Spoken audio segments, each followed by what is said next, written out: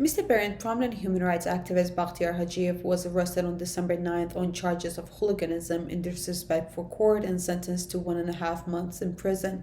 Hajiyev has started a hunger strike. Just Tuesday, the court rejected his appeal for house arrest. What is your reaction to his arrest? Well, this is similar to situations that have been taking place for a long time in Azerbaijan, where government critics, whether they're journalists or politicians or opposition people or civil society activists or human rights defenders, that they find themselves unfairly prosecuted by the government. I don't think that there's any real reason to believe that he's guilty of any of these allegations, and his sort of pretrial detention. I think that's what it is. It's a pretrial detention that he's been sentenced to, is unjustified. Some human rights defenders in Azerbaijan complain about insufficient reaction from international organizations. The international community, including the US, have called for Hajiyev's release. What other steps can the international organizations and or governments do to influence the actions of the Azerbaijani authorities? Well, sadly, right now, the international pressure on Azerbaijan is weakening, and I think this is for understandable geopolitical reasons. Certainly, the need for Azerbaijani gas in Europe is taking the bite out of criticism of the government, and I think this is really sad. I think it's very important that the European Union, the United States, other governments hold Azerbaijan account to the human rights and democratic obligations that they put themselves into through their membership in the Council of Europe and through their membership in the OSCE, and as well as of course the UN.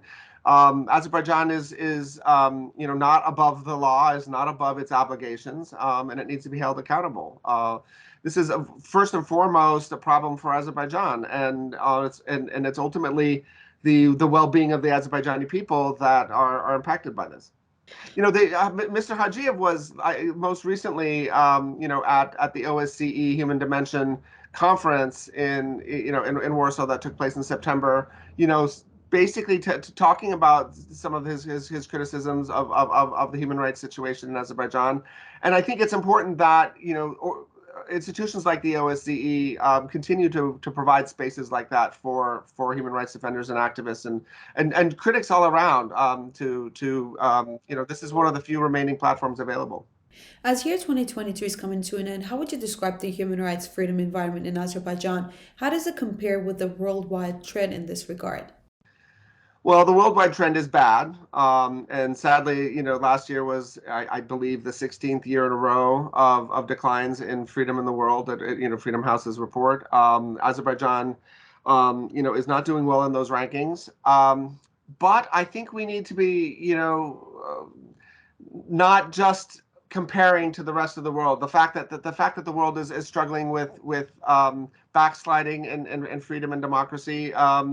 Is a tragedy for us all, and it should give us all sort of the impetus to band together and get and fight for what we know is right. This makes it a little bit easier for Americans and Europeans and people that have always been sort of a little bit self-congratulatory about our freedom that we have in our own societies. When in fact, we all struggle with these problems, and I think maybe it's a little bit easier for us to find, ourselves in a different situation instead of reading lectures to countries that are doing poorly. We find ourselves in the same situation, and gives us the moral authority to engage with our counterparts around the world, people that believe like we believe that freedom needs to be protected and expanded. This year, 2022 was not a good year for Azerbaijan, though it started out with hopes for some liberalization in terms of the media law. The new media law is not what it was touted to be. It isn't a reform. It's certainly opening up a lot more tools for the government to control the media in a number of areas. Certainly, the idea that journalists now need to be on a government-controlled registry is very problematic. I also think it's problematic that access to information has been further restricted in Azerbaijan, with the argument that, anything that the government doesn't want to share is a state secret or needed to be kept secret for national security reasons. These are problems. It's a problem that this law was adopted despite the fact that civil society and international community and the Council of Europe and the Venice Commission and everybody else, looked at the law and said that it was not up to international standards. That Azerbaijan voluntarily entered into. This is not something that someone is pushing down anybody's throats. These obligations were obligations that Azerbaijan elected to take on for itself because it was in their own interest.